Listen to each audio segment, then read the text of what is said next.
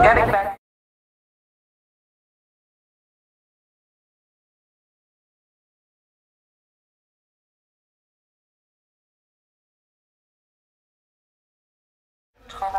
Viel Sonne und deshalb ist es auf einmal jetzt nass und das merkt man natürlich.